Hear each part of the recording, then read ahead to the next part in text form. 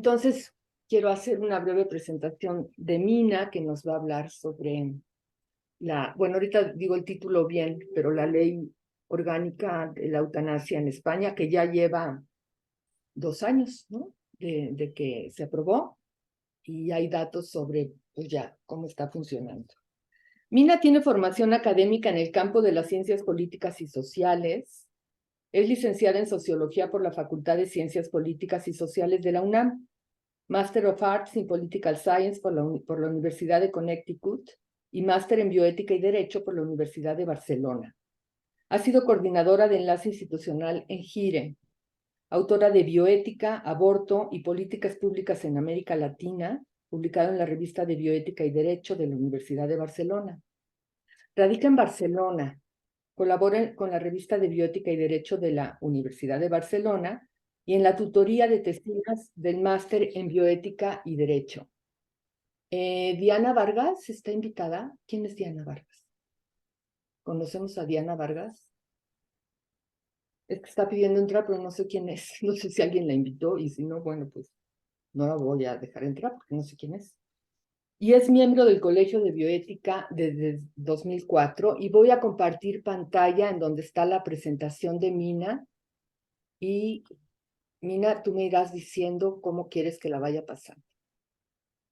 Mina, tienes la palabra, gracias. ¿Me escuchas, Azul? Perfecto. Sí se escucha, ok.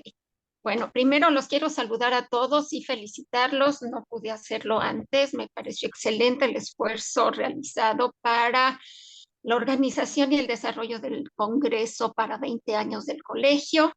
Muchos abrazos, muchas felicidades. Y entremos al tema.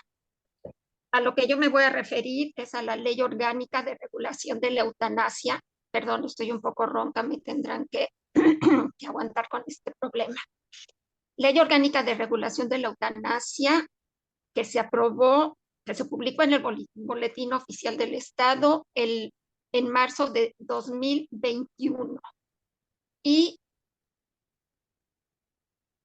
es un tema muy, muy amplio. Mi pregunta inicial fue, ¿cómo logró España la aprobación de la eutanasia, siendo este un país con una importante tradición religiosa? Entonces, primero voy a explicar el título. ¿Qué es una ley orgánica? De acuerdo a la Constitución española, las leyes orgánicas se encuentran en los niveles más altos de la pirámide legislativa y tienen prioridad frente a todas las demás leyes.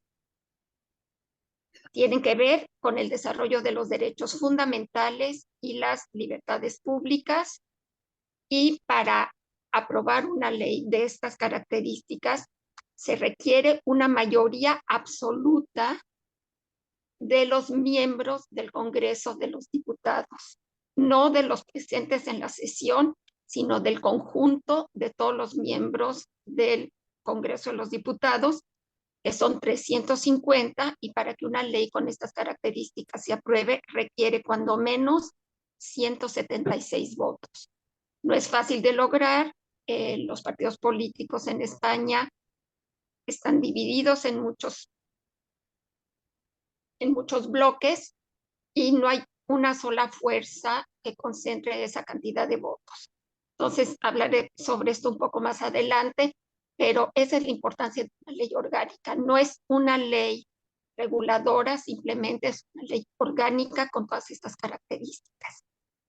Y la regulación de esta ley es garantista, como iremos viendo, garantista tanto para las personas que solicitan el procedimiento de ayuda para morir, como los propios procedimientos, y hay una comisión de garantía y evaluación para verificar que todo se hace conforme a los requisitos establecidos.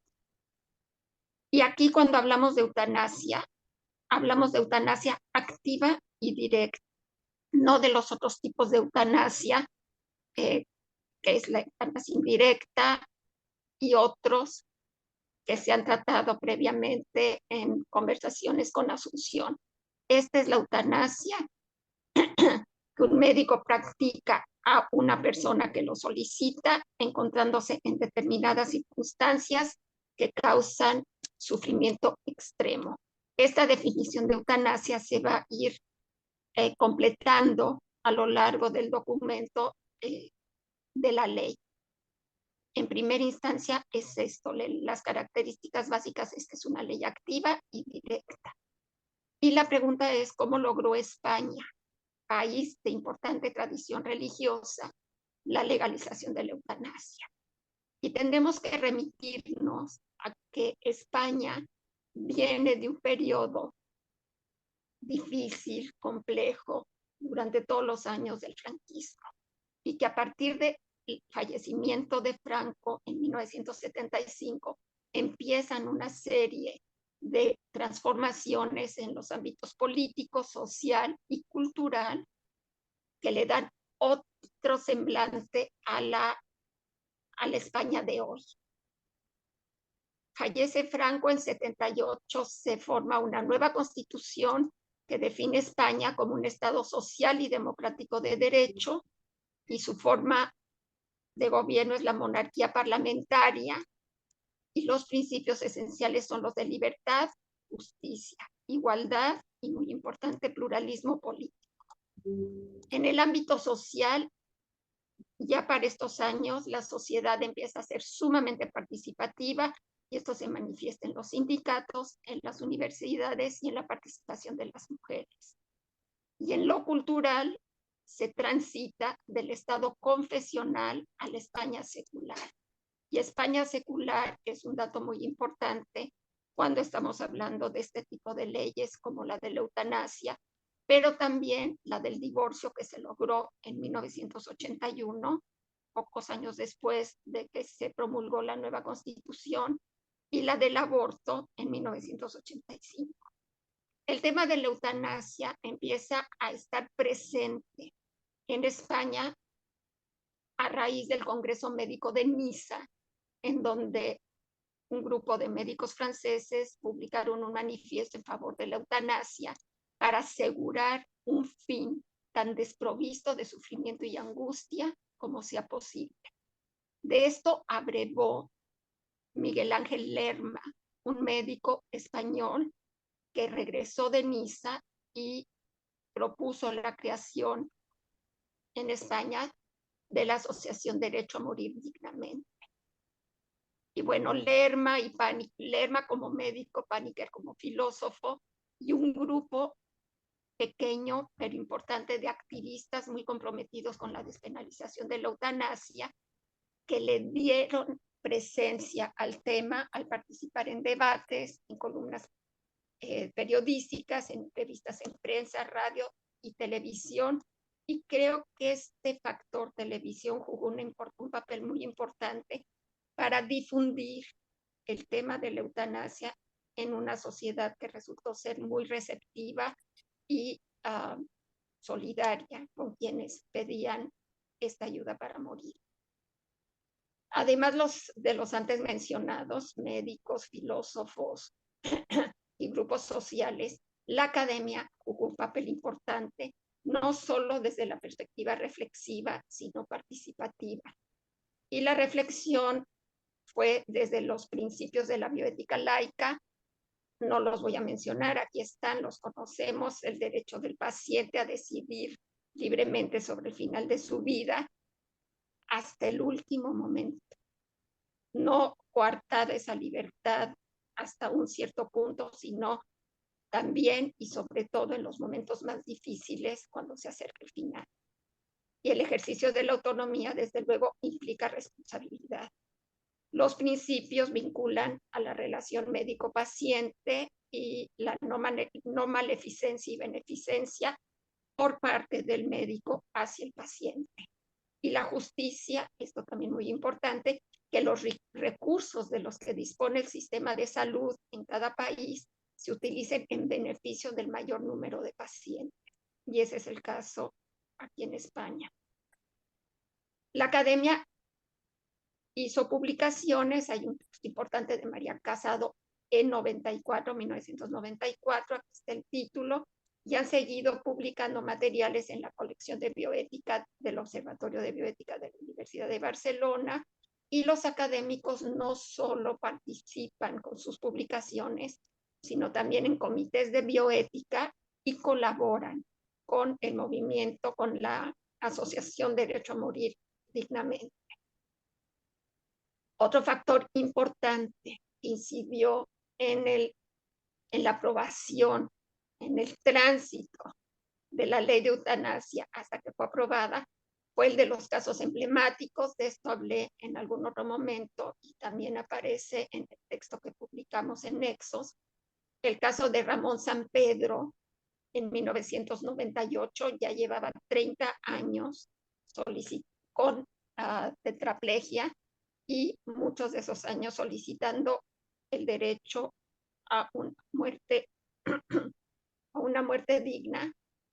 Y entre 98 y 2019 se sucedieron muchísimos casos muy impactantes que sensibilizaron a la sociedad española, y particularmente el de María José Carrasco y Ángel Hernández, su marido, quien ayudó a suicidarse a esta mujer afectada por esclerosis múltiple en una situación de deterioro enorme, y que veíamos en fotos, en los periódicos, en la televisión, permanentemente durante varios meses, en los años en que se empezó a analizar la iniciativa de ley para despenalizar la eutanasia. Y en todo esto los medios de comunicación han jugado un papel muy, muy importante, y vale la pena subrayarlo porque actuaron de una manera muy solidaria y muy respetuosa hacia las personas que solicitaban esta prestación, sin amarillismo, algunos desde una postura crítica, otros desde el apoyo, pero fue siempre un trato muy respetuoso hacia quienes solicitaban la ayuda para morir y que en muchos casos se suicidaron por no poder obtenerla, y en otros casos murieron víctimas de sufrimientos muy graves, como en los casos de esclerosis o de cánceres y otros problemas que veremos más adelante respecto a los solicitantes de la ayuda para morir. A lo largo de todos estos años, de 88 a 19, 30 años, el apoyo a la regulación de la eutanasia en España fue en aumento constante. Y estos estudios los realizaron no solo el Centro de Investigaciones Sociológicas, sino también empresas, empresas privadas dedicadas al estudio de la opinión pública. Algunas, como se puede ver aquí, realizaron un estudio, el caso de Metroscopía, en 17, y repitió con las mismas preguntas y reportó el cambio en la aprobación de la eutanasia, y lo mismo Ipsos en 15 y nuevamente en 18, permanentemente en aumento. 2019 fue un año muy importante y ahora lo comentaremos, pero ya para entonces la aprobación de la despenalización de la eutanasia era altamente favorecida por la sociedad española. En el ámbito legislativo se presentaron numerosas iniciativas. La primera en el Senado es del año 1988, la presentó un senador independiente que era miembro del Grupo Socialista. Es el antecedente más remoto en cuanto a iniciativas de ley para la penalización de la eutanasia. De 94 a 2018 ya no fue en el Senado, ya fue en el Congreso de los Diputados, y se presentaron numerosas propuestas. Muchas de ellas no se les dio trámite, y las que llegaron a ser votadas fueron votadas en contra, o sea, rechazadas. Para 2017, ya un parlamento local, digamos, España está constituida por 17 comunidades autónomas. El parlamento de una de estas comunidades, el de Cataluña, aprobó que fuera presentada al Congreso de los Diputados una iniciativa de ley del propio Congreso para la despenalización de la eutanasia. Y esta propuesta es llevada en 2018 al Congreso de los Diputados por 3 diputadas locales de Cataluña.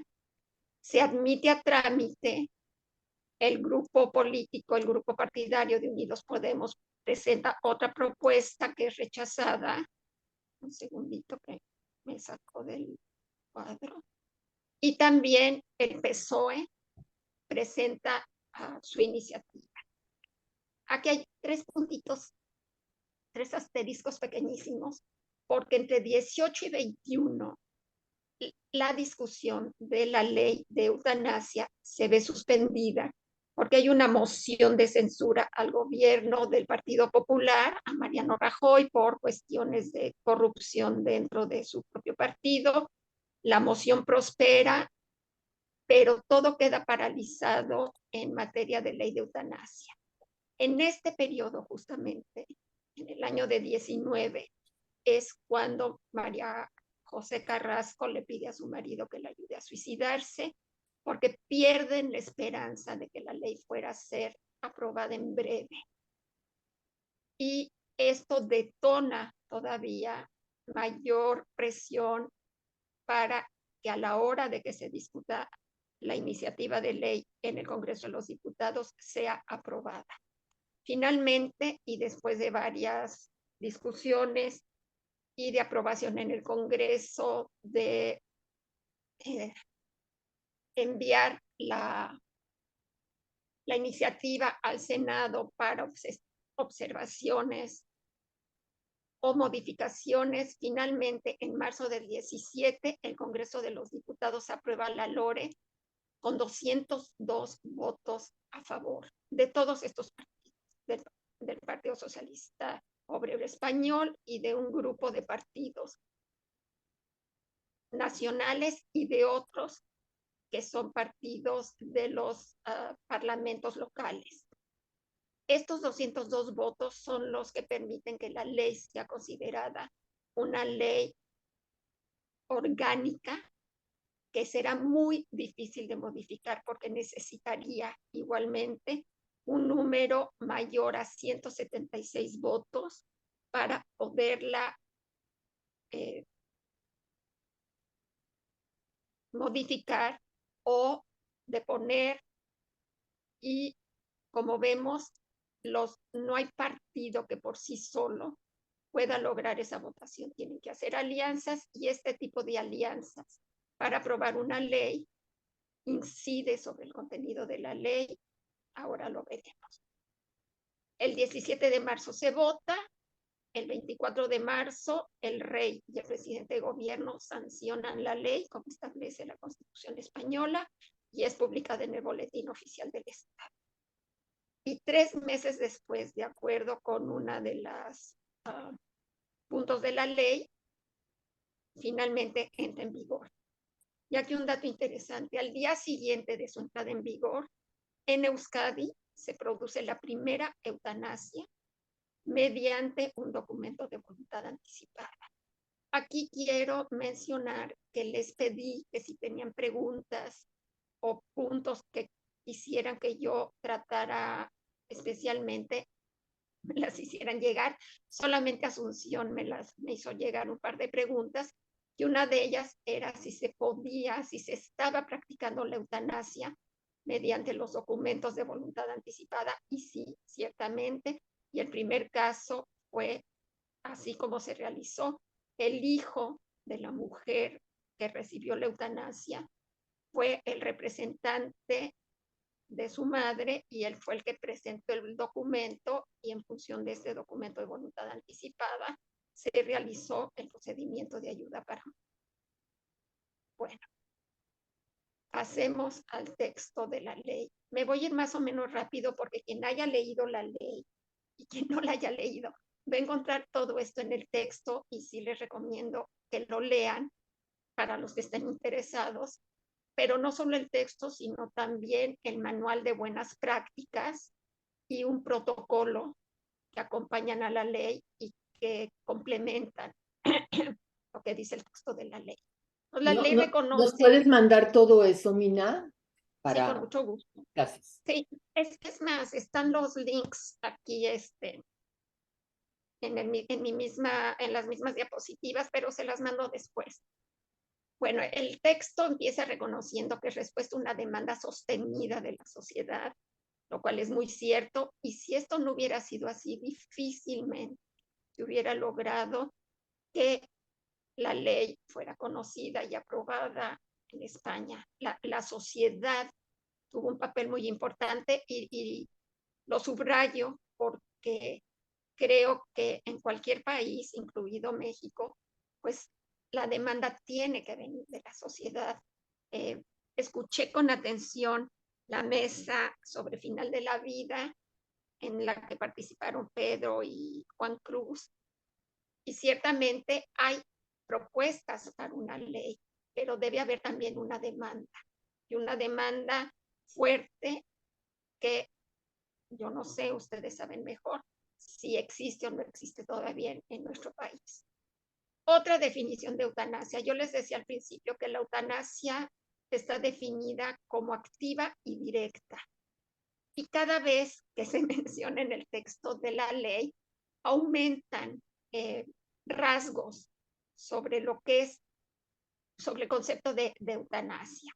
Y aquí ya abunda y plantea que es un acto deliberado de dar fin a la vida de una persona, producido por voluntad expresa de la propia persona y con el objeto de evitar un sufrimiento. Y dice algo que me llamó la atención dentro del texto de la ley. En nuestras doctrinas bioética y penalista existe un amplio acuerdo en limitar el empleo del término eutanasia, aquella que se produce de manera activa y directa.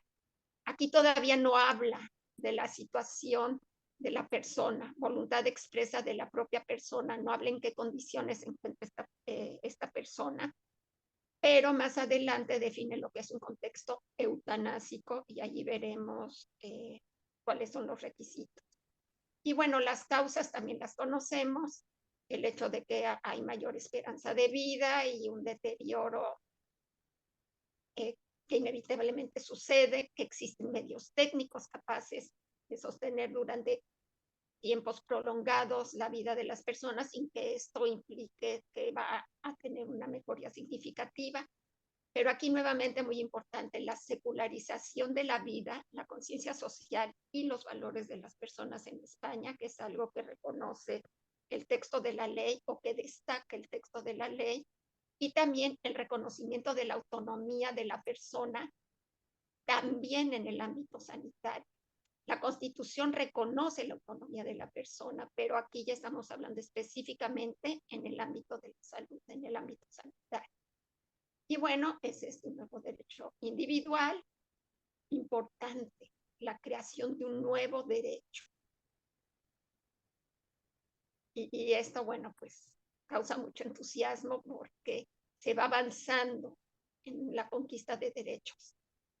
Y nuevamente se refiere a la eutanasia, a la definición de eutanasia.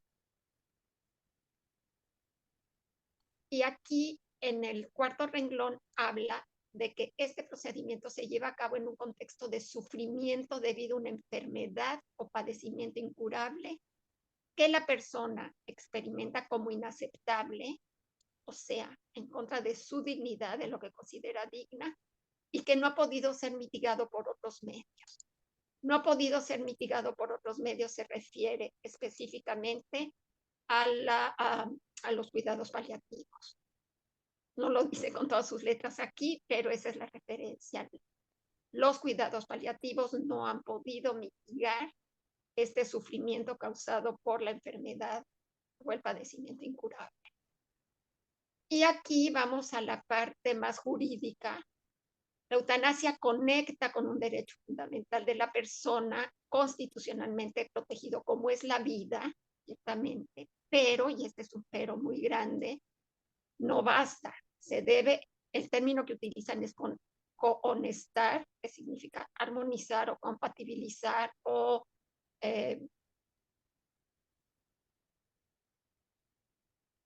se me fue la palabra, compatibilizar con otros derechos, ponderar con otros derechos y bienes que también son protegidos constitucionalmente, como son la integridad física, la dignidad humana, la libertad ideológica y de conciencia y el derecho a la intimidad. Dentro del mismo preámbulo de la ley se habla del contexto eutanásico y finalmente aquí es donde se define a qué se refiere la situación en la que un paciente puede solicitar que se le ayude a morir a través de una acción médica.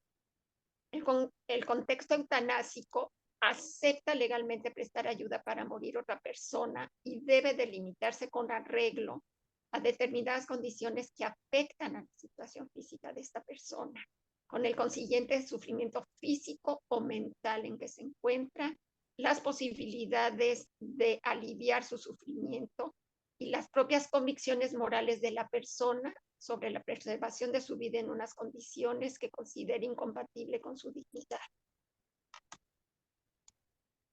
El contexto eutanásico, por tanto, es la situación de padecimiento grave, crónico e imposibilitante o de enfermedad grave e incurable que provoca un sufrimiento insoportable que no puede ser aliviado en condiciones que el solicitante de la ayuda para morir considere aceptables. Y aquí me detengo un segundo porque hemos cuestionado mucho el término dignidad. A eso se refiere.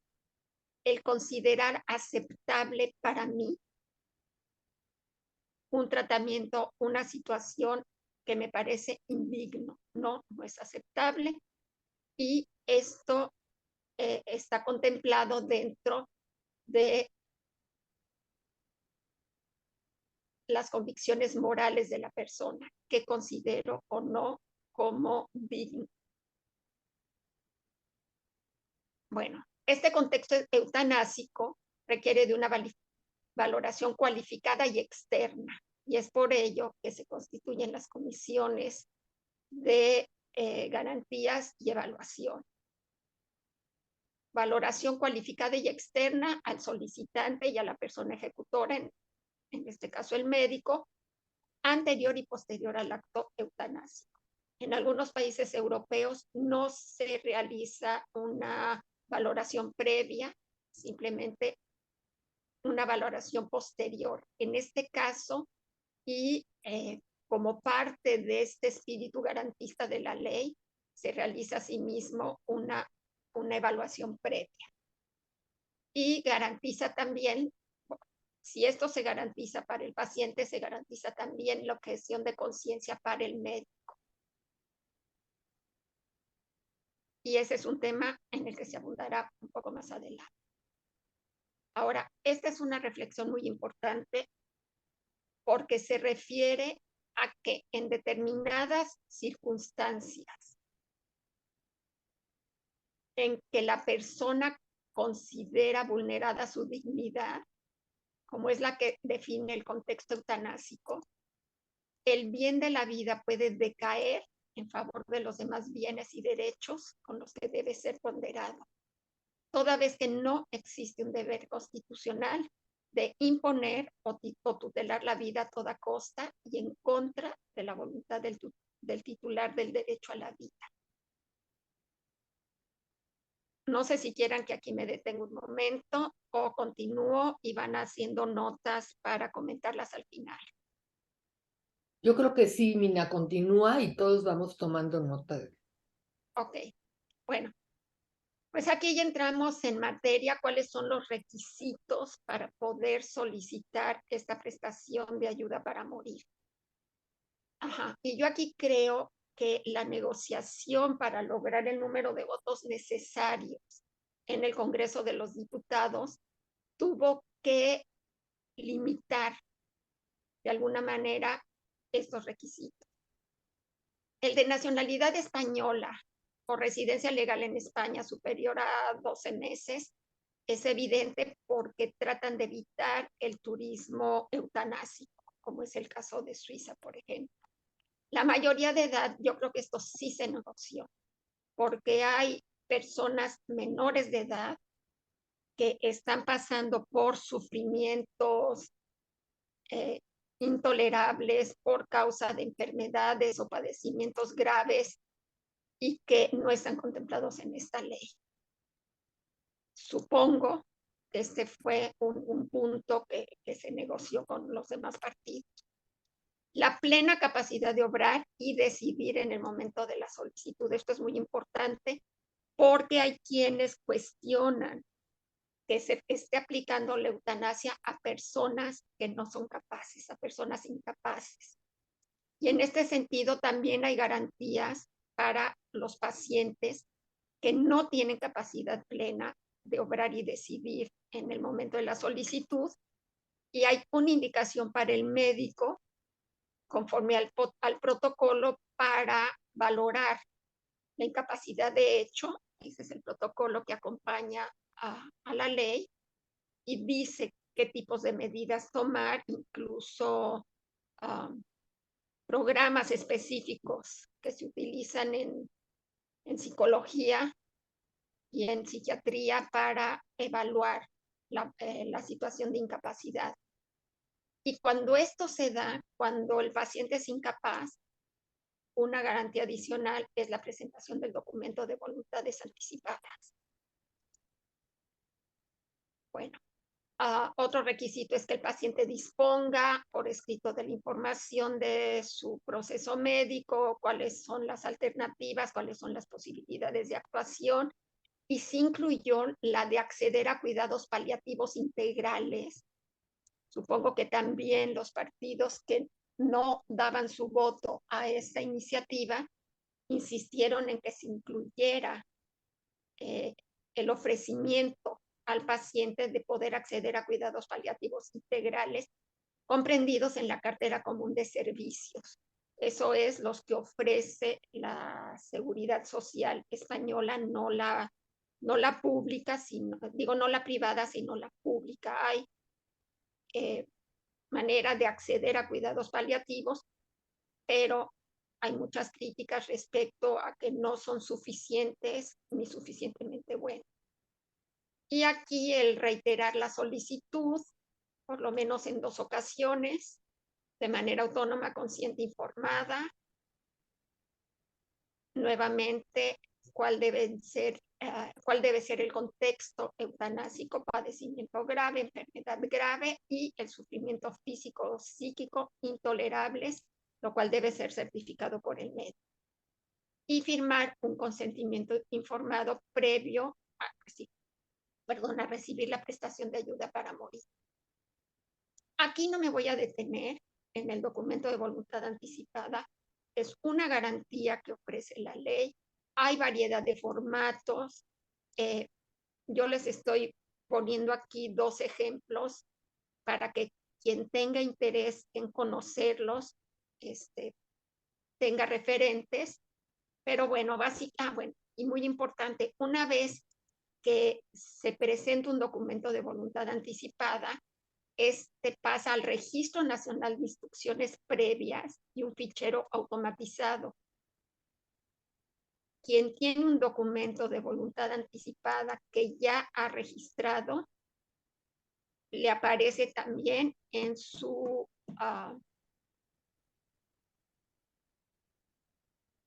tarjeta de la salud pública de España.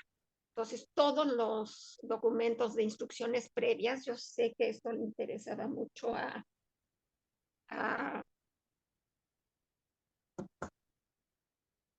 al compañero de Querétaro,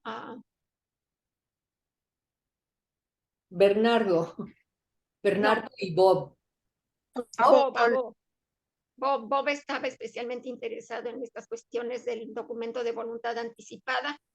Aquí lo dejo, pero es muy importante porque además de llenar el documento y de los requisitos que debe contener el texto, pues es muy, muy importante el hecho de que aparezca, de que figure en tu registro automatizado en el ámbito de salud, y a quien le suceda algo, con que busquen en el archivo encuentran si la persona ya ha presentado un documento de voluntad anticipada y qué contiene ese documento. Entonces, me adelanto. Aquí están los datos básicos que hay que presentar, un texto tentativo y señalar cuáles son tus valores, la calidad de vida en caso de que se pierda por daño cerebral, estoy saltando de uno a otro, por daño cerebral grave o enfermedad degenerativa. Mis instrucciones son que no se prolongue mi vida en forma artificial. Y los últimos 2 renglones que se agregaron a raíz de la aprobación de la ley es recibir la muerte mediante eutanasia y manifestar el deseo de donar órganos y tejidos. Finalmente, en caso de que los profesionales que reciban este documento no sean objetores, se pide que se derive a otro equipo médico que se haga cargo y se designa un representante y un representante alternativo, firma la persona que hizo su documento de voluntad anticipada, mostrando plena capacidad de decidir ante 3 testigos. En este caso, el documento que yo le llené, que fue en las oficinas de Derecho a Morir Dignamente, pedía 3 testigos y luego verifiqué que también con notario te piden los testigos. Y este segundo documento es de la comunidad de Euskadi, y es algo similar, pero en términos más puntuales en alguno de sus puntos. Esta voluntad anticipada es una garantía para el paciente y a continuación vienen las garantías para el médico. La despenalización, artículo 5 del, inciso 5 del artículo 143 del Código Penal, que dice que no incurrirá en responsabilidad penal quien causare o cooperare activamente a la muerte de otra persona, siempre y cuando cumpla con lo establecido en la Ley Orgánica Reguladora de la Eutanasia. Entonces, aquí ya los médicos no tienen por qué excusarse de cumplir con esta función, puesto que la ley los ampara. Y también los ampara la objeción de conciencia, que no es un derecho como tal, sino que deriva del artículo 16, inciso 1 de la Constitución, o sea, del derecho a la libertad ideológica. Y la LORE, por coincidencia también en su artículo 16, explica aquí que son los profesionales sanitarios, médicos, enfermeros, farmacólogos, directamente implicados en la prestación de la ayuda para morir, quienes podrán ejercer el derecho a la objeción de conciencia. Es una decisión individual muy importante, no para colegios médicos, no para clínicas, no para hospitales, sino para los individuos, los profesionales sanitarios a título individual. Y para el caso de la eutanasia, no es una objeción de conciencia en general, no abarca otros temas, sino únicamente se expediría para el caso de la eutanasia. Y se hará un registro de los profesionales sanitarios, objetores de conciencia, para que las instituciones, la administración sanitaria pueda garantizar la atención de los pacientes que solicitan este servicio, esta ayuda para morir. Y se garantiza la estricta confidencialidad del registro de profesionales sanitarios. Es un tema que también causa problema. Muchos colegios médicos cuestionan esta obligación de que se integre el registro de profesionales sanitarios, a pesar de la garantía de que será confidencial. Y bueno, vamos al meollo de la cuestión. ¿Cómo se procede? ¿Cómo se establece la relación del paciente con el médico? Una primera solicitud al médico responsable. ¿Quién es el médico responsable, el que el paciente elige, el que lo ha estado atendiendo a lo largo de su enfermedad, o en la clínica a la que acude, o en el hospital en el que se encuentra. Ese sería el médico responsable de atender la solicitud y todo el procedimiento. Y el médico al que se acude puede aceptar la solicitud u objetarla, pero en este segundo caso tiene que trasladarla, está obligado a trasladarla a otro médico que se haga responsable. Ajá. Y aquí dan plazos, 2 días para que se realice este trámite de primera solicitud, y entonces inicia el proceso deliberativo del paciente con el médico. Esta es la clave de todo el proceso, el análisis que realizan conjuntamente el médico con la persona que solicita la ayuda para morir, y en donde se vierte toda la información, se analiza el caso. Por principio de cuentas, el médico tiene que confirmar que el paciente cumple todos los requisitos, no unos sí y otros no, sino todos. El relativo a la nacionalidad o residencia en España, a la edad y al contar con capacidad de decisión. Juntos comentan el diagnóstico, las alternativas y posibilidades de actuación. En el caso del paciente, se le ofrece la de acceder a cuidados paliativos, y el médico se debe asegurar que el paciente comprende toda la información y que cuenta con conocimiento de causa sobre lo que está solicitando, o sea, ayuda para morir, la cual no tiene retroactividad. Una vez hecho, se acabó. Aunque sí, una vez que se presenta la solicitud, puede ser revocada, aplazada o confirmada. Lo veremos un poco más adelante.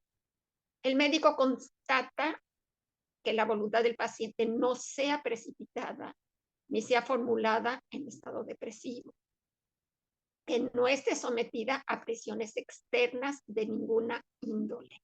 Esto también es muy importante porque garantiza la seguridad del paciente de que no hay nadie ni nada que lo esté presionando a solicitar que se le ayude a morir.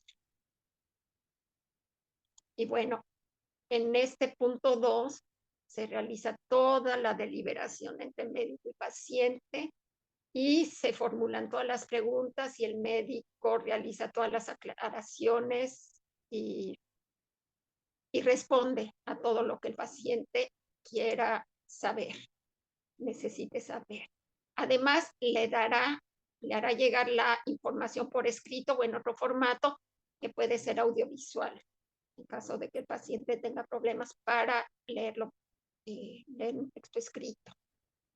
En el Inter, antes de presentar la segunda solicitud, se dan un plazo de 15 días obligatorios para que el paciente reflexione sobre lo que discutió con el médico, sobre su decisión, sobre todos los pros y contras que puede encontrar al haber hecho esta solicitud. En caso de que el paciente se encontrara en situación límite, el médico puede acortar este plazo, pero en principio son 15 días entre la primera y la segunda solicitud para que el paciente reflexione. Y una vez que recibe esta segunda solicitud, el médico y el paciente reanudan el proceso deliberativo, se aclaran las dudas o se amplía la información que el paciente requiera. Y con esto concluye el proceso deliberativo. En este segundo encuentro con el médico, el paciente debe firmar un consentimiento informado en caso de decidir si continúa. En caso de aplazarlo o revocar la solicitud, se encuentra en todo el derecho de hacerlo, y podrá reiniciarlo posteriormente. pero con la firma del consentimiento informado se avanza en el procedimiento de acceso al procedimiento de eutanasia. Si el paciente decide continuar y firma el consentimiento informado, en ese momento el médico ya lo comunica al equipo asistencial, especialmente a los profesionales de enfermería y, si el paciente lo desea, a sus familiares o allegados. También, inmediatamente después de la firma del consentimiento informado, se debe convocar un médico consultor. Estamos viendo medidas garantistas una tras otra. El médico consultor debe ser especialista en el padecimiento o enfermedad que aquejan al paciente. Nuevamente debe corroborar que se cumplen todos los requisitos, edad, residencia en España, capacidad de decisión, etc. Estudia la historia clínica, examina al paciente, confirma el padecimiento, elabora un informe y lo entrega al médico responsable. En este trecho, a mí me llamó la atención que no se menciona el término sufrimiento. Y supongo que está implícito, pero yo lo sentí necesario, porque se está hablando de que estos padecimientos, estas enfermedades, estén incidiendo en la voluntad de una persona gravemente afectada por una enfermedad, que no tiene cura, que está en estado avanzado, un padecimiento en similares condiciones, y que les causan un sufrimiento intolerable. Me extraña, pues, que aquí no se especifique, y creo, bueno, sí, por aquí anda uno, por lo menos una doctora, ¿verdad? Julieta Asun. Ella ya no está, pero está Patti. Patti Asun. Yo supongo que en este tipo de entrevistas, pues también tendrían que abordar el tema del sufrimiento del paciente, no solo el diagnóstico respecto a la enfermedad. Me hubiera gustado que estuviera también Patricio, pero bueno, ya se lo daremos a leer o a que vea la grabación del programa. Creo que lo comentaste antes, Mina, está claramente expreso en la ley y luego en la solicitud sí hace referencia al sufrimiento. Sí, eso lo vi, eso lo entiendo. Lo que me pareció una ausencia importante es ya cuando entran en contacto el médico con el paciente, se detallan muchas cuestiones, pero no se detalla la manera en que el paciente le hace ver al médico el sufrimiento que esto le ocasiona. Igual no está explícito, pero me parece que queda implícito en el punto 5 de médico consultor, en donde estudia la historia, examina, en fin. Y también con el médico responsable, que es el encargado de todo el procedimiento y de darle seguimiento a cada uno de estos puntos. Pero bueno, no, para mí que es un elemento que sentí que estaba haciendo falta, es explicitar, como tú dices, puede estar implícito para quienes son médicos, pero supongo que para los pacientes o gente cercana a los pacientes sería interesante saber cómo se expresa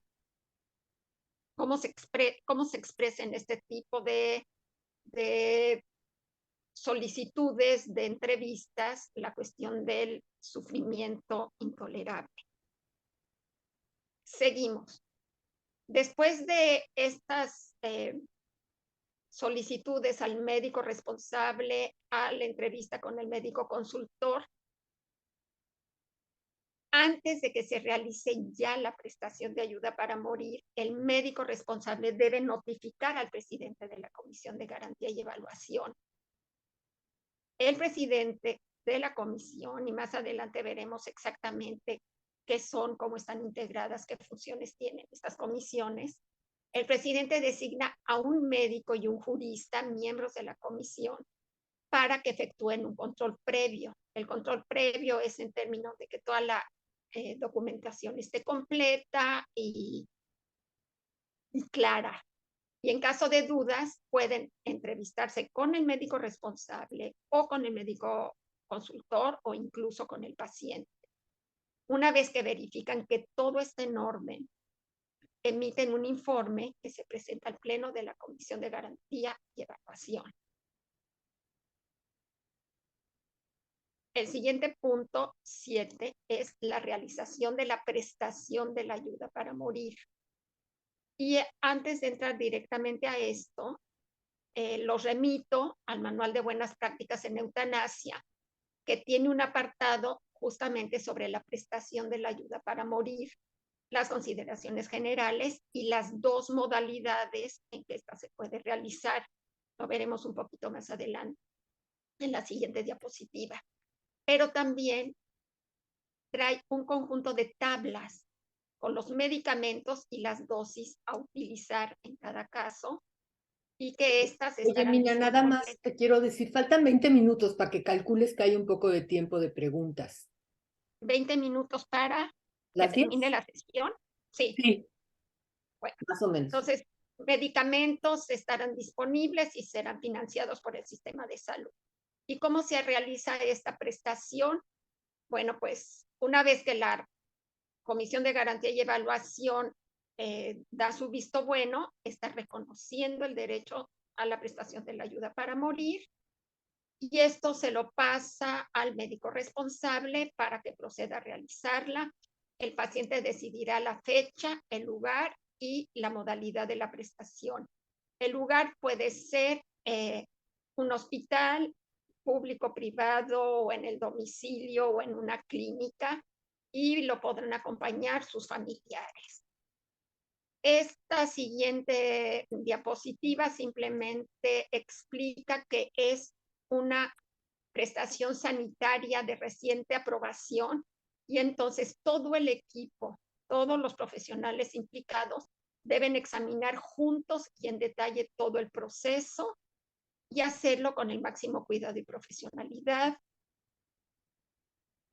Y todo el equipo, 2, 3 personas que forman el equipo, coordinados por el médico responsable, tienen que estar presentes durante todo el proceso. Y el objetivo es garantizar el fallecimiento del paciente en el menor tiempo posible, evitando sufrimiento innecesario. Y el médico explica cuáles son los medicamentos que se utilizaron para realizar la ayuda para morir.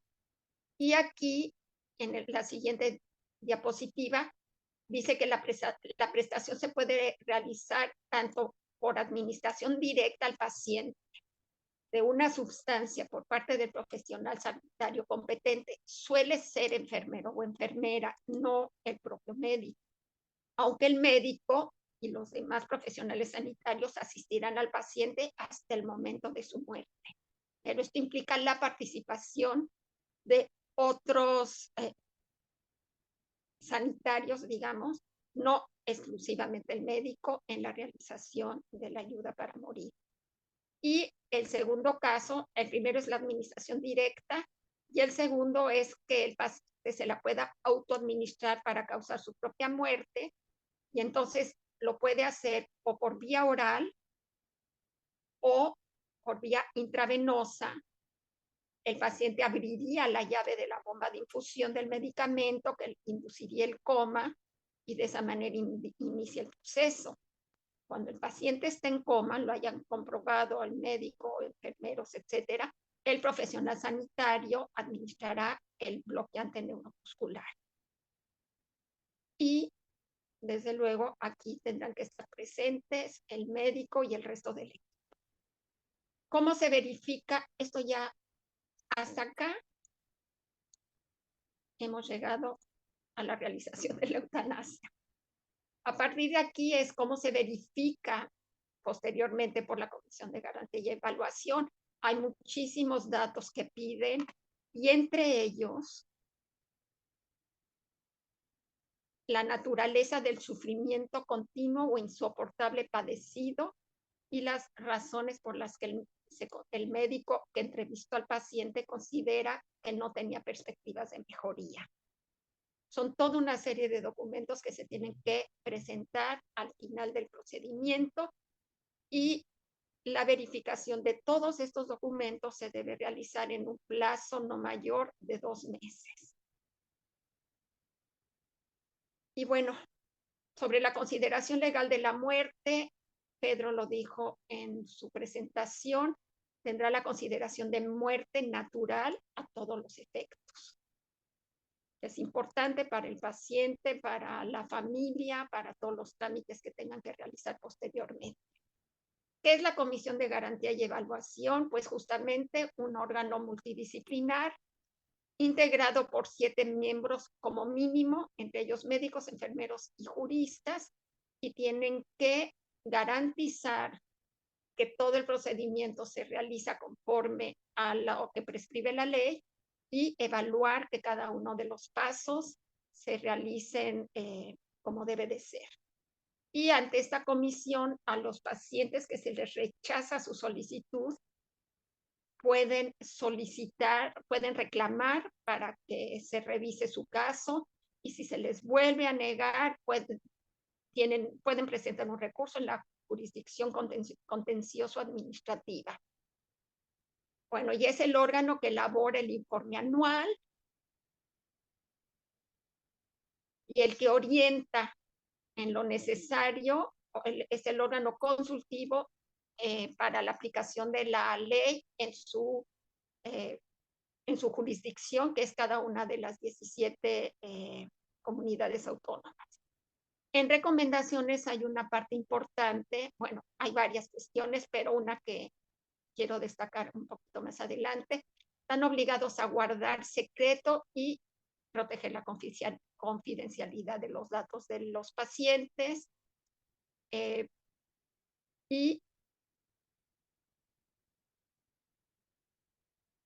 el último que está en la siguiente diapositiva es que los miembros de la Comisión de Garantía y Evaluación no deberían ser objetores de conciencia a la ley. Eso es lo que Asunción había preguntado, si pueden o no ser objetores. Y la respuesta es que el no deberían es indicativo, pero no es normativo. O sea, es una sugerencia, pero no es por ley. Y entonces por aquí se filtran objetores, lo veremos un poquito más adelante. Perdón, Pati, tú hacías, bueno, la pregunta de Pati la dejamos ahorita que termine. ¿Quiénes son los objetores? Los de siempre. Obispos, el Partido Popular, la derecha, la ultraderecha, las agrupaciones pro vida, médicos, enfermeros, farmacólogos, que sostienen que el derecho de la vida es universal, absoluto, incompatible con cualquier otro derecho, y el presidente de la Comisión Deontológica del Consejo Andaluz de Colegios Médicos dice que desde luego que él puede ser objetor de conciencia, sobre todo para evaluar que no se aplique la eutanasia a menores de edad, etcétera. No lo considera contradictorio. Entonces, sí hay objetores de conciencia en algunas comisiones de garantías y evaluación. Bueno, hablamos un poco de quiénes son los objetores y Derecho a Morir Dignamente denuncia que hay grupos extremistas que están fomentando la objeción de conciencia tanto de los médicos y reivindican la objeción de conciencia institucional que no permite la ley. Vamos a ver qué está pasando un año de entrada en vigor de la ley. El informe anual se presentó en junio de 2022. Falta un par de meses para que se presente el segundo informe anual. Ya había comentado que la primera eutanasia se realizó en Euskadi mediante la presentación del documento de voluntad anticipada.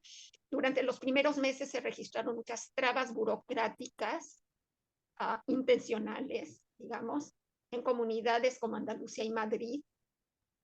De distintas fuentes hay quejas desde los pacientes y sus familiares. Y Derecho a Morir Dignamente, la asociación, la consideran extremadamente garantista, burocrática se critica que no publican datos entre uno y otro informe anual.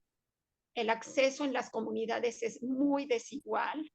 Aquí por el lado de mejor desempeño, digamos, se puede considerar a Cataluña, a Euskadi y a Navarra, que lo han tomado muy en serio y han cumplido con todas las indicaciones, y por el otro lado ya se decía que Andalucía y Madrid llevan mucho rezago. Problema que es un servicio nuevo y que falta información y formación para los profesionales, lo cual en muchas ocasiones causa demora en el proceso. Están en marcha la capacitación de los médicos y otro personal sanitario, y hasta donde existen datos que no hay todos los datos que quisiéramos, hay 9,000, poco más de 9,000 objetores de conciencia de los 700,000 profesionales sanitarios, que incluyen médicos, enfermeros y farmacéuticos. O sea, el 1.3% no es una cifra considerable quienes se niegan a practicar la eutanasia, y en Madrid se concentra el grueso de los profesionales que han firmado la objeción de conciencia. De los 9,000 y piquito, 3,000, un tercio de todos los del país, se encuentran en Madrid. Y aquí hay un cuadro, y aquí no se alcanza a ver la fuente, es una página web que se llama Estatista, de estadística, que da datos de España, un total de 180 solicitudes practicadas, solicitudes solicitadas, yo hice el cálculo, y fueron alrededor de 370, o sea, casi el doble, poco más del doble de las practicadas. Ahorita veremos por qué algunas no se practican. Y pues datos muy escasos sobre cuántas fueron denegadas. El caso de Cataluña es importante porque facilitaron la información más detallada. Aquí se me descuadró el cuadro, pero realizaron una conferencia de prensa y dieron muchos datos. Fueron 137 las solicitudes recibidas de pacientes en atención primaria, esto es, los que van a ver al médico a su clínica. Patti preguntaba si era público o privado. Aquí la sanidad es pública, pero también hay centros privados y lo que se llaman concertados, que son privados con ayuda pública. 45 en hospitales, 1 en un centro de salud mental de adultos. Eso destacaron mucho. Incluso quienes estaban recibiendo cuidados paliativos en centros privados, 4 personas presentaron su solicitud para recibir la eutanasia, y otras 6 en centros de atención intermedia. Estos suman los 137 solicitudes en Cataluña. De las 137 fueron aprobadas 78, se realizaron 60. ¿Dónde? Digamos que la mayoría, la mitad y un poquito más, en domicilios, después en hospitales, en centros de atención intermedia, y residencias se refiere a residencias de mayores. En curso hay 18 solicitudes, 5 que están pendientes de realizar, 4 que fueron aplazadas y 9 muertes prematuras antes de que se les pudiera atender. O sea, el estado de estas personas ya era tan delicado que no, el trámite, y ahorita vamos a ver el promedio de tiempo que esto implica, en el Inter fallecieron 9 personas. Mina, ¿no querrías dejar un tiempo de preguntas? Porque ahora sí que ya vamos a llegar a las 10. Ok, pues ya. ¿Sí? Bueno. Nada más este cuadrito.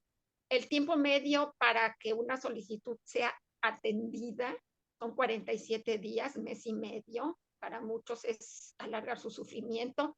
Las patologías más frecuentes, neurológicas, oncológicas y multimorbilidades. Se donaron solamente 2 órganos. Ahí está el siguiente cuadro por edades, por sexo y por demarcación. Y obviamente en Cataluña, pues las ciudades más grandes tienen más solicitudes. Y finalmente lo que nos proporcionó José Ramón, que es la sentencia del Tribunal Constitucional que ratificó la legalidad de esta ley y sosteniendo que el derecho a la vida no impone un paradójico deber de vivir y que no hay una tesis absolutizadora de la vida compatible con la Constitución. Bueno, esto último ya fue muy rápido. Estoy a sus órdenes y me gustaría mucho también que complementaran cualquier cosa que se pudo haber presentado aquí. Gracias, Mina. Excelente. Queda clarísimo. Muchísimos aspectos que si no, no hubieran quedado tan claros, que son muy, muy, muy importantes. Voy a dar la palabra y ya si queda tiempo yo te hago otra pregunta, pero ¿quién quiere? Bueno, Pati ya había hecho varios comentarios, no sé si quieras... Sí, por favor, pero no los pude ver porque estaba Sí, si viendo quieras retomar el más esto. importante o lo que más te interese ahorita para que dé tiempo a alguna otra. Pati, ¿Pati? yo creo que está viéndolos tú. Sí, no, gracias, Mina. Son las preguntas que ya me contestaste a lo largo de tu conferencia. Faltaría ver lo de los seguros de vida. ¿El seguro de vida respeta este derecho de muerte natural o tiene apartados en donde no acepte la eutanasia como muerte natural? Lo anoto porque no tengo respuesta, Pati. No había pensado en eso. Supongo que sí, pero no puedo confirmarte. Lo voy Gracias, a Mina. averiguar y les escribo. Ay, Seguro gracias, de vida. importante. Dime, Pedro. Con Gustavo. carácter especulativo Oh, respondo con carácter ¿Mandé? especulativo respondo a la pregunta de Patricia.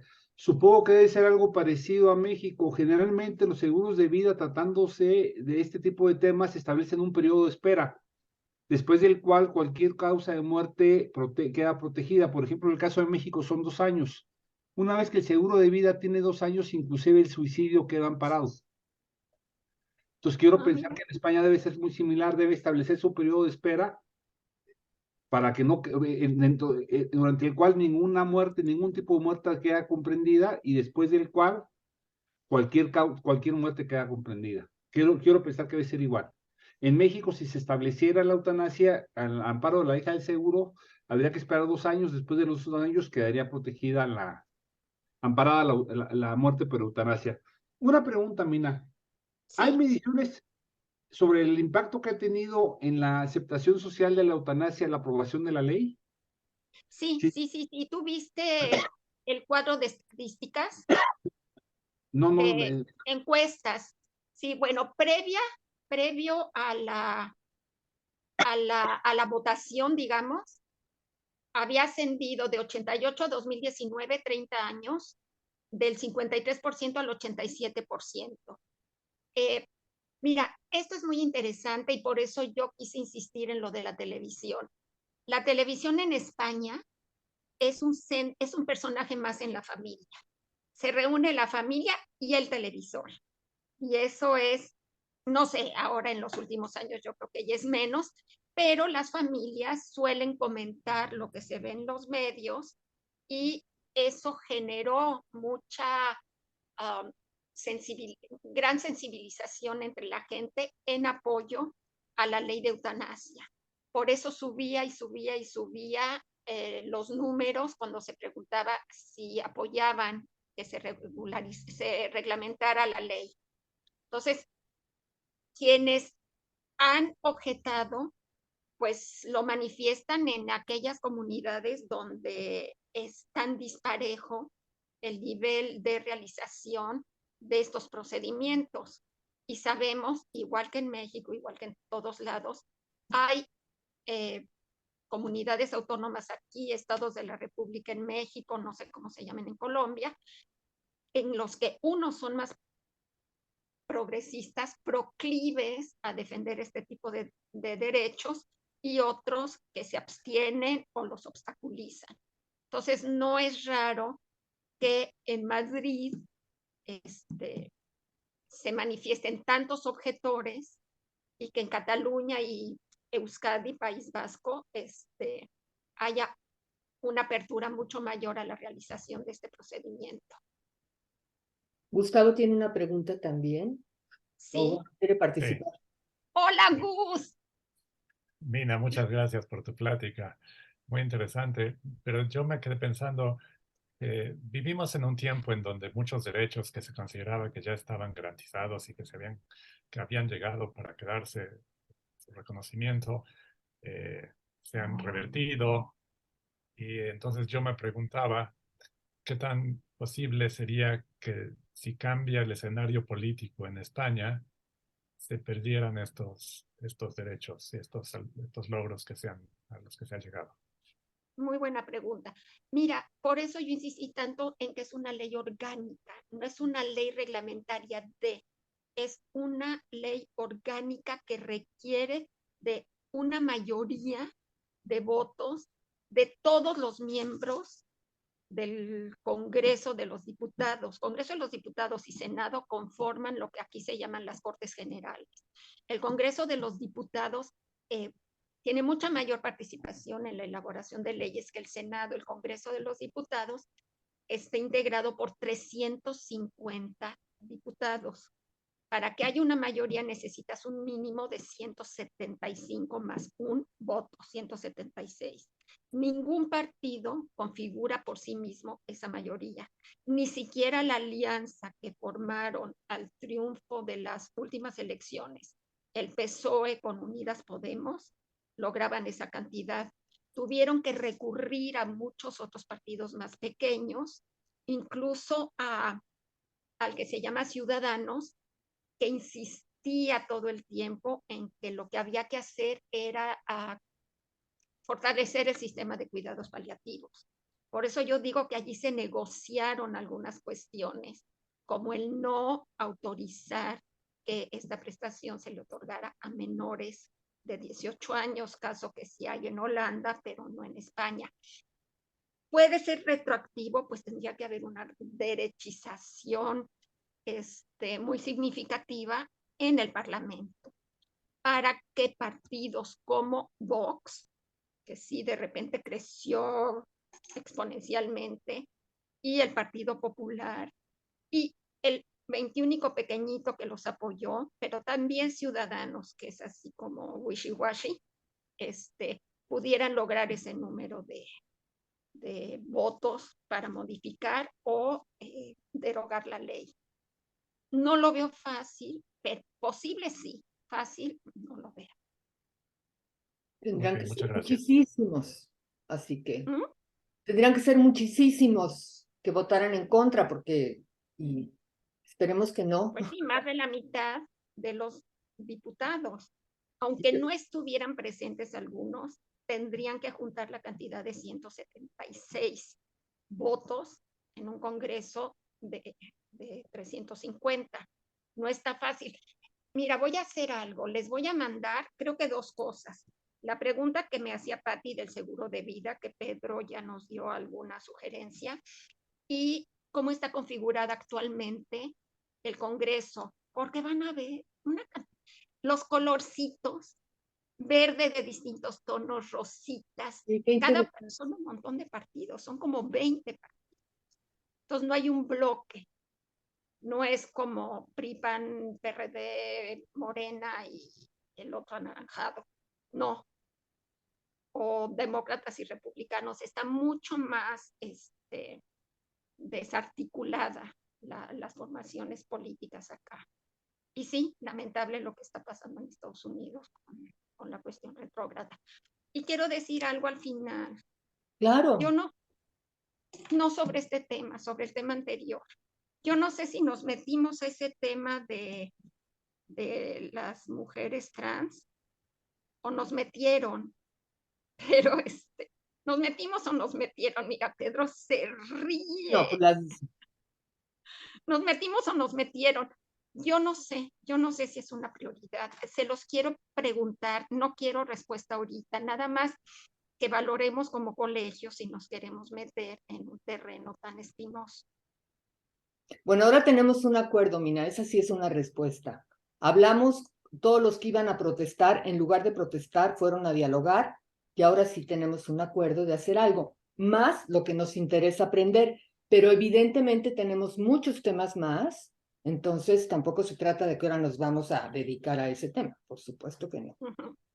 Ok, y bueno, aquí en España se discute mucho de eutanasia, digo no de eutanasia, de temas de bioética, y pues me encantaría que pudiéramos seguir compartiendo. Ahorita está con lo de los maternidad subrogada, porque una mujer es al mismo tiempo abuela, vientre subrogado con el esperma de su hijo que murió, y entonces ahora tiene una nieta subrogada. Y además es estrella de Lola, portadas, y sacudió mucho, mucho, mucho por lo menos a Cataluña, que es donde yo estoy, esta situación.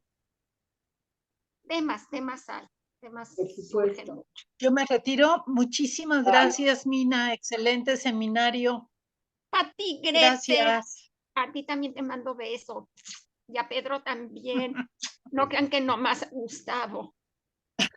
Oye, Mina, se fueron despidiendo algunos que se tenían que ir, pero también te felicitaron muchísimo por la presentación. Ay, Es un día gracias. complicado hoy. A sus órdenes, chicos. Bueno, pues Gracias. voy a dejar de Vengan a grabar. visitarme.